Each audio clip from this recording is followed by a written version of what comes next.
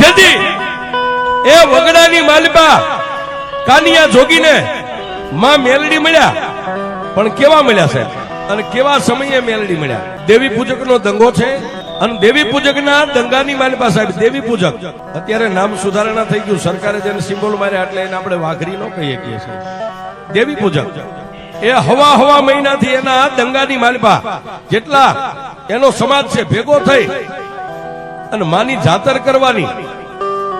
આપણે જેમ માતાજીની રમેલ કરીએ એ રીતે માતાજીને જમાડવાના, માતાજીની જાતર કરવાની. હવા મહિનો જેને પાટ આલે પણ પાટની માથે માતાજી દાણો ઉતરે નહીં, પાટની માથે માતાજી જવાબ ન આપે. દેવી પૂજક સમાજની માલિપા જેટલા નામાધારી ભુવા હતા વારા ફરતી બધા ભુવાને લાવે, પણ માતાજીએ કઈ જવાબ ન આપ્યો સાહેબ. ત્યારે જેટલા દેવી પૂજકના નાના છોકરા હતા, કોઈ 15 વર્ષના, 17 વર્ષના, 20 વર્ષના, એને એ સાહેબ આખો સમાજ બેઠો છે, સમાજ વચ્ચે ઉભા થઈને એટલું બધું ગયા, આપા અમે તો નાના બાળકો સહી હવા મહિનાથી ભૂવા આવે છે, માતાજી દાણા ઉપર કોઈ જવાબ નથી આપતા. પણ તમે જો કયો ને તો કળથલ ગામની માલિપા રાવણદેવ સમાજનો દીકરો, નામ જેનું કાનિયો જોગી છે, અને એ કાનિયો જોગી પણ નાના મોટા ગાંઠ બકરા લઈને વગડાની માલિપા અમારી યારે માલઢોર સારવા આવે, પણ નાની એવી એક હાથની માલિપા ડાક લાવે છે. અને પછી લીમડાનો સાયો હોય તો ભલે, ખીજડાનો સાયો હોય તો ભલે, અમે બધા બેયની કાનિયો જે માતાજીનો રાગ કરે છે ને, એ રાગની માલિપા અમને એમ લાગે કદાચ દેવી હાથમાં પતાળમાં હોય ને, એ કાનિયાનો રાગ સાંભળી દેવી આવે. હો બાપ, જો બધા વડીલો કહેતા હોય તો અમે જાય, કાનિયો અમારો મિત્ર છે, કાનિયાને બોલાવી આવી. અને કાનિયો જોગી જો ડમર ડાક લઈને આવે અને જગાડે તો કાનિયો મેલડીને જગાડી શકે છે. પણ કહેવતમાં કીધું છે ભુવાજી, ગરજ ને અકલ ન હોય. ગરજ હોય ને એને અકલ ન હોય. વિસી કઈડ્યો એને વેદનાની ખબર હોય ને ગુમડું થયું એને પીડાની ખબર હોય છે.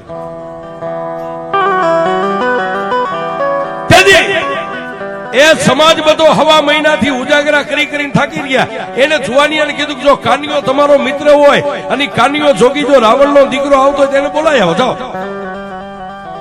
એ 5 હાથ જુવાનિયા ગડગડતી દોટ મેલી સાહેબ. આવી મેઘલી અંધારી રાત મળી ગઈ, રાતના 10-12 નો સમય બન્યો છે.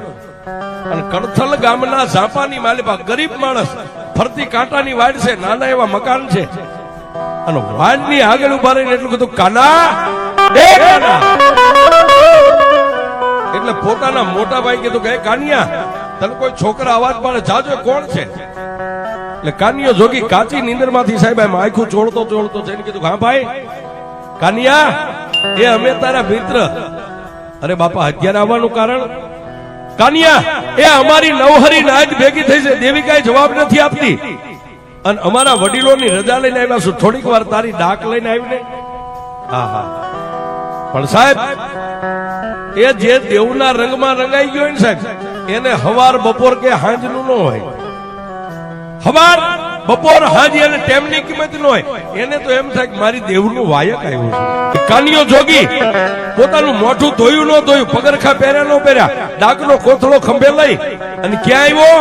ગામના સીમાડે જ્યાં દેવી પૂજકના દંગા પડ્યા હતા ત્યાં આવી. અને કાનિયા જોગીએ જોયું, પણ સાહેબ દેવી પૂજક આમ નજર કરી, કોઈ તો મનોમન દાંત કાઢે, કોઈ એકાબીજીને હાન કરીને દાંત કાઢે.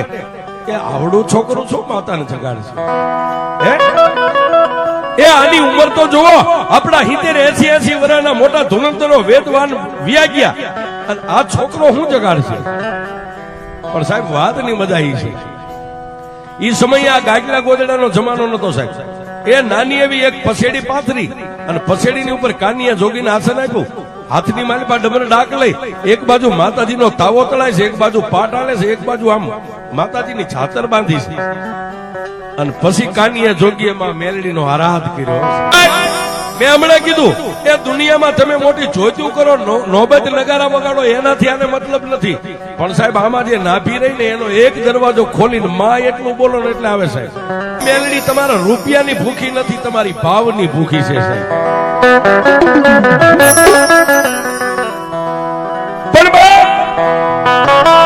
કાનિયા જોગીએ નાભીનો આરાધ કર્યો, નાભીનો રાગ. પણ મેલડી ક્યાં મળે સાહેબ? મેલડી કેવી જગ્યાએ મળે?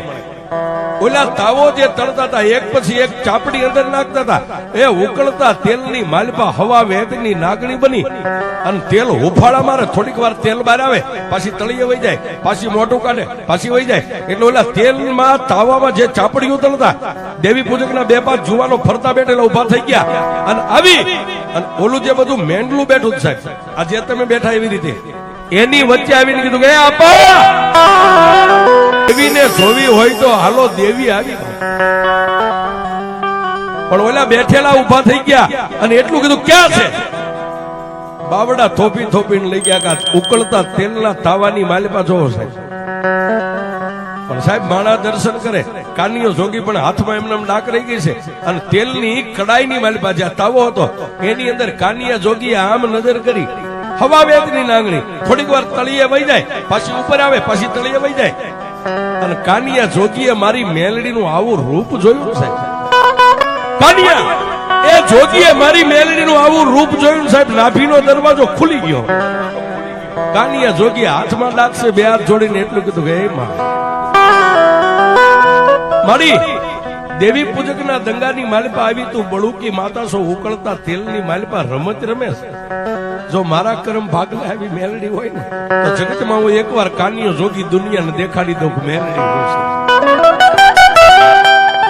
એ સાહેબ એ કાનિયા જોગીને મેલડી માથે પ્રેમ કાનિયો જોગી એની માથે ઓળખોળ થઈ ગયો જો આવી દેવ મારા કર્મ ભાગલામાં હોય ને જો મને આવી મેલડી મળે ને તો એકવાર દુનિયાને હું દેખાડી દઉં મેલડી હું છે સાહેબ અને સાહેબ ઈ કાનિયા જોગી ઓળખોળ થઈ ગયો એને વેદના આંખની માલિપાથી આવડા ઠમ ઠમ ઠમ ઠમ પડે અને મારી મેલડીએ ઉકળતા તેલમાંથી સાહેબ આટલું મોઢું કાઢીને પાવલી જેવડી આમ ફેન તેલની કડાઈમાં માંડી અને કાનિયા જોગી સામે જીભના ત્રણેક લબકારા કરી અને માતા મેલડીએ એટલો વિચાર કર્યો કાનિયા એ હાથમાં આવી ડમર ડાક લઈ અને કાળેરો કરીને જો તારી જેવો મને જગાડવા વાળો મળી જાય ને તો મેલડી એકવાર દુનિયામાં નામ અમર બનાવી દઉં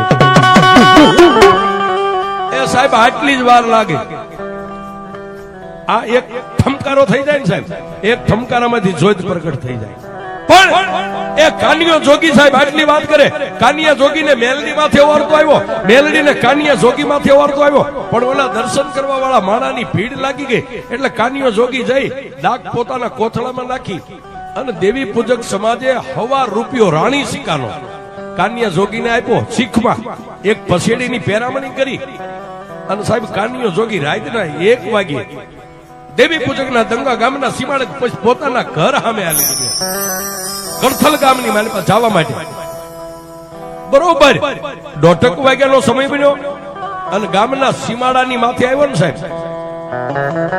કાનિયો જોગી એકલો હાલ્યો જાય જેની 15-17 વર્ષની ઉંમર છે તમરા ટમટમ બોલે મેઘલી અંધારી રાત છે કોઈ માણસ જો તમને ધોલ મારી અને હાલતું થઈ જાય તો અંધારામાં દેખાય નહીં આવી મેઘલી અંધારી રાત મળી ગઈ છે અને કાનિયો જોગી હાલે એની પાછળ પગની માલિપા ઝાંઝરી પહેરીને કોઈ બેન દીકરી પાછળ આવતી હોય એવો કાનિયા જોગીના કાને અવાજ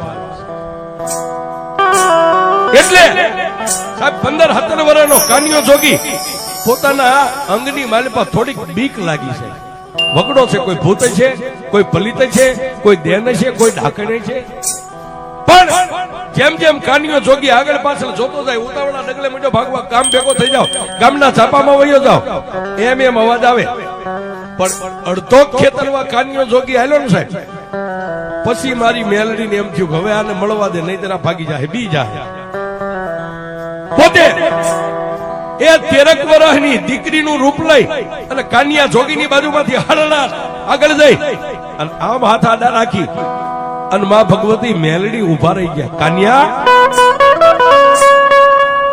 એ હાથમાં એમના ડાકનો કોથળો પણ કાનિયો જોગી જેમ ભુવાને અંગની માલિપા માતાનો અવતાર આવ્યો એમ કાનિયો જોગી આંખો આમ થર થર થર થર થર થર ત્યારે માતા મેલડી બોલી કાનિયા બીસ નહીં એ કાના બીસ નહીં પણ કાનિયો જોગી તમામ શક્તિ જ્યારે પોતાની ભેગી કરી ત્યારે એક શબ્દ બોલી ગયો બેન હું એકલો છું મારી આગળ પાછળ કોઈ નથી મને ઘરે જ આવવા દો તમે જે હોય તે પણ કાનિયા જોગીને તેથી માતા મેલડી એટલું બોલ્યું બસ કાનિયા મને નો ઓળખી બાપ કાનિયો કે કોણ છો, ક્યાંથી આવ્યા, કોના દીકરી છો, ક્યાં જાવું છે? કાનિયા, એ કાનિયા ક્યાં જાવું છે એમ કહેતો હોય તો હવે હું તને કહું, તું મને લેતો જા, મારે તારી હારે આવવું.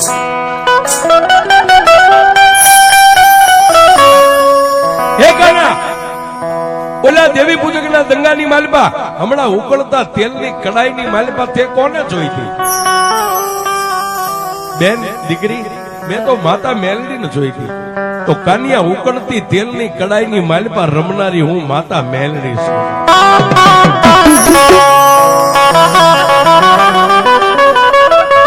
એ કાના, તને ઓરતો આવ્યો તો ને કે ઉકળતી તેલની કડાઈની માલપા જો રમે એવી માતા મને મળી જાય તો દુનિયામાં એકવાર એનું ભજન કરીને દુનિયાને દેખાડી દઉં મેલડી કેવડી હોય. કાનિયા, મને તારી ઉપર ઓરતો આવ્યો, તારા જેવી ડાક વગાડી અને રાત લેતી મને કાળેરો રાગ સંભળાવવા વાળો જો કોઈ બાળક મળી જાય ને તો એકવાર દુનિયામાં હું મેલડી અને અમર બનાવી. એ કાના, મને લેતો જા, હું માતા મેલડી. તું જે કઈસી કામ કરીશ, તું દુનિયામાં આમ લાંબી આંગળી કર, એ તારી આંગળી લાંબી થાય જો હામાને ચોટી જાવ તો મેલડી ચોટી જાવ, પણ મને એકવાર લઈ જાવ. પણ સાહેબ, કાનિયા જોગી એટલું કીધું, માડી તું મેલડી છો બરોબર છો, મારા માથાનો તાજ છો, પણ માડી તને એમના હું ન લઈ જાય. તું દેવી પૂજક નું ધર્મ છો, કાલ કેવું ખાતું માગ, કેવું ન માગ. અને મારા કુળની માલિપા માતાજી મોમાઈ અને વિહોત જેવી દેવ મારા કુળમાં પૂજાય છે. અને બીજું માં, મારે 3 મોટા ભાઈ છે, મારાથી મોટા 3. એ ત્રણેયને પૂછી લઉં, જો ત્રણેય ભાઈઓ મને રજા દે ને તો હું મેલડી તને લઈ જાઉં. અને તેથી માતા મેલડી એટલું કીધું, કાનિયા તને 12 કલાકની મુદત આપું છું, તારા ભાઈઓને પૂછી અને પાછો કાલ અહીં આવજે, મને હા નાનો જવાબ દેવા. હું મેલડી તારી રાહ જોઈને ઉભી રહી. સાહેબ, જો તમારી નીતિ નેક અને ટેક સાચી હોય ને તો તમારે આની રાહ ન જોવી પડે, આ તમારી રાહ જોઈને ઉભી રહે આવવાનો છે.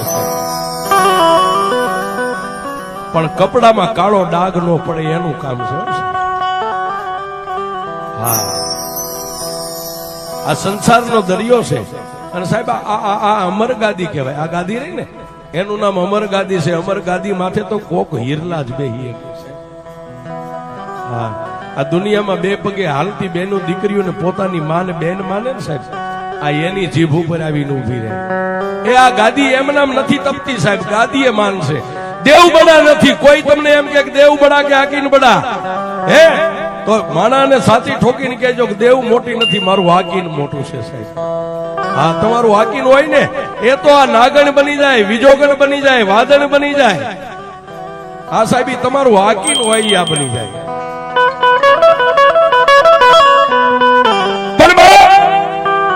એક ટૂંકમાં વાત કરીએ સાહેબ, એ કાનિયો જોગી ગયો પણ 2-5 કલાક રાત હતી, એને નીંદર નો આવી. આખી રાત જાગ્યો, સવારે જાગી નાઈ ધોઈ અને પોતાના 3 મોટા ભાઈને એટલું કીધું કે હે ભાઈ, મને માતા મેલડી વગડામાં મળ્યા હતા, જો તમે મને રજા દો ને તો મારે મેલડીને લાગવી છે ને મારે એનું ભજન.